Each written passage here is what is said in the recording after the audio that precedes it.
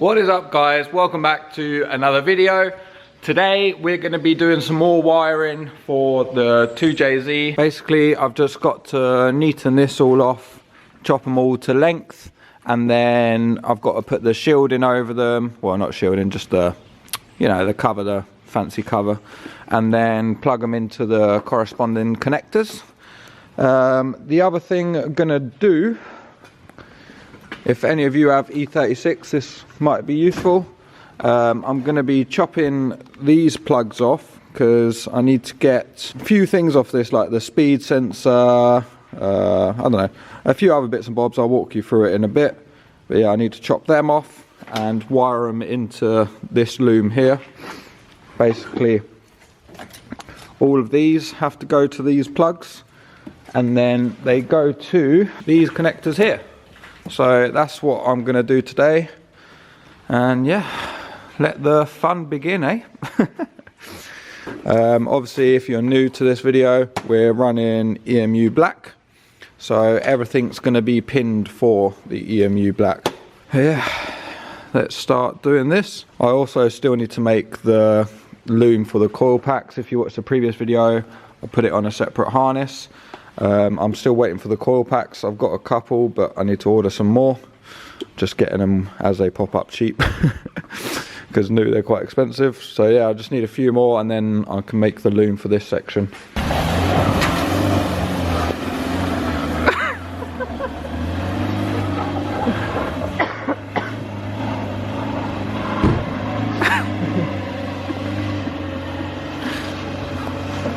Smash into your new van. So, next step. Obviously this looks like an absolute mess right now, but on this part all I have to do is plug it into the connectors on the ECU master, and then all of these other wires are going to this plug here, which plugs into there to the fuse box. So I am going to just test fit the engine quick, and then I'll probably finish off the wiring while it's in the engine bay. It'll make it easier to test outputs and stuff, because then I can connect it up to power and then figure it all out. But yeah, slowly getting there. Now let's pop this in the engine quick, in the bay, and then go from there. Jeez, she is in there.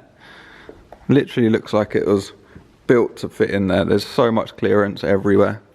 Nothing's tight at all. The only thing is the pipes there, but I've caught the cable, but I don't know. The engine should come forwards a bit, I think, because we're sort of just over halfway down there. Once the adapter plate's on, it'll all move forwards anyway. Look at that bad boy. Looks so good.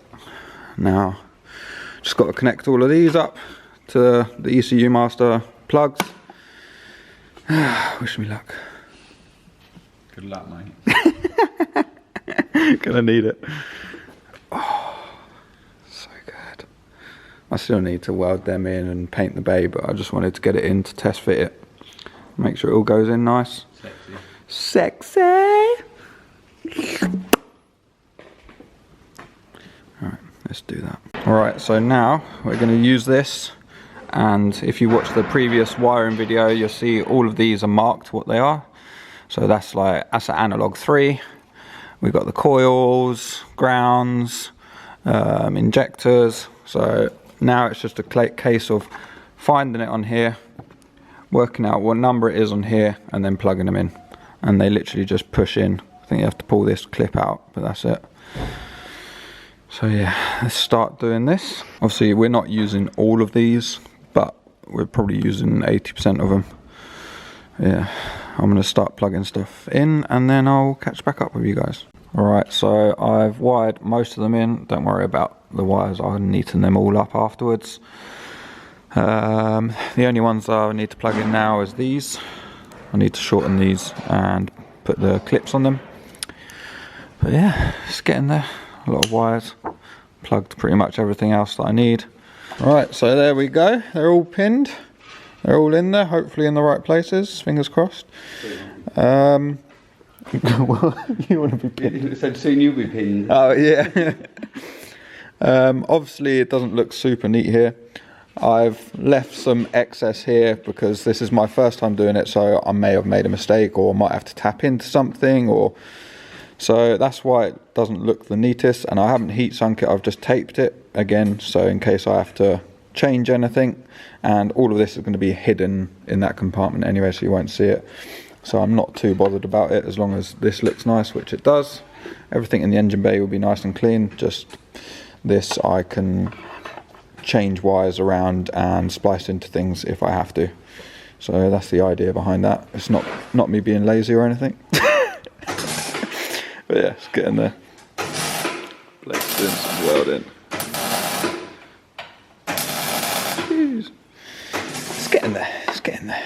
Now, just need to tackle these.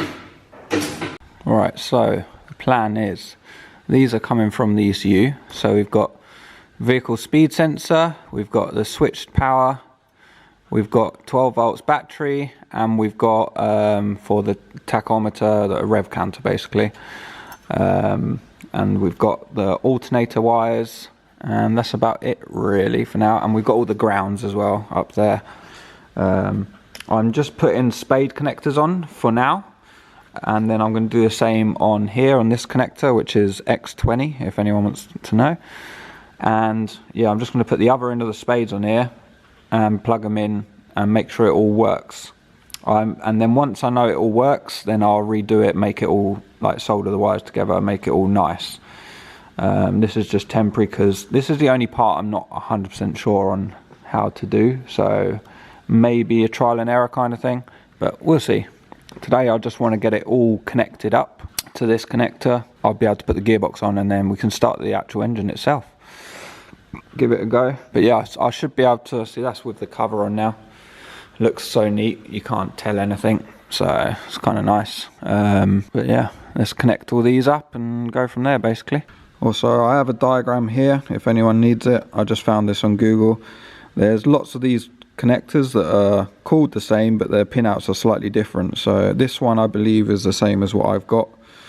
I don't know, a few of the ones I've checked seem to be the same, so should be okay. But yeah, if anyone needs it, there it is. I'm just basically going to connect the ones up that I need and go from there. Alright, so there we go. So this one is the rev counter, green is switched power, and this brown with red line down it is for the speed sensor. Also, this big one is for the starter, and there's also another one for the starter. I haven't got the starter wired up yet, that will be next on the list to do. But yeah, and we got the alternator ones here. We got switched, so the white one I've got as switched power, the green one 12 volt, and then the purple one is for the alternator light on the dashboard. I'd wire it in, I don't know if it works or not, but we'll give it a go, might as well as I'm doing it. And same over there, we've got them pinned up. So yeah, that's it pretty much. Alright, so I've done all I can do for now. I've run out of time and I'm going on holiday next week, so can't really continue with this right now, but it's pretty close now. I think I've got most of it done.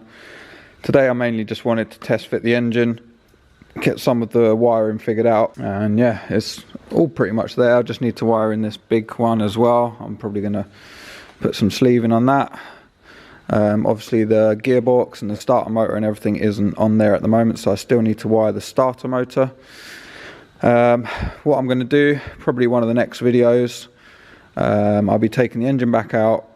I need to finish the engine bay, and I'll be putting all of the gearbox and everything on, and then final fitting. But it's annoying because I need to finish the engine bay first before I can do any of the actual engine stuff. I just want this thing in.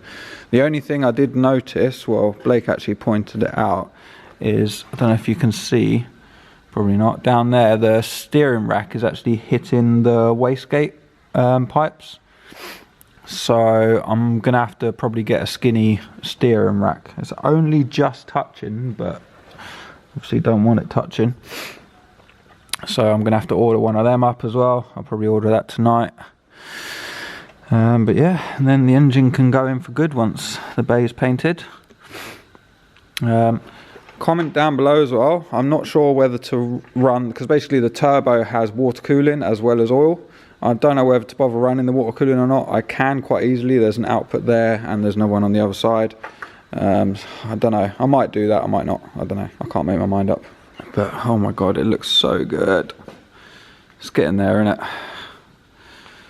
I think once the bay is painted, the gearbox and everything is on, and we put the engine in for good, this should go really quick, because it's just a case of plugging bits in and yeah, bolting stuff back together. I'll probably start the engine before I put any of the front back on and everything as well, just to make sure it all runs.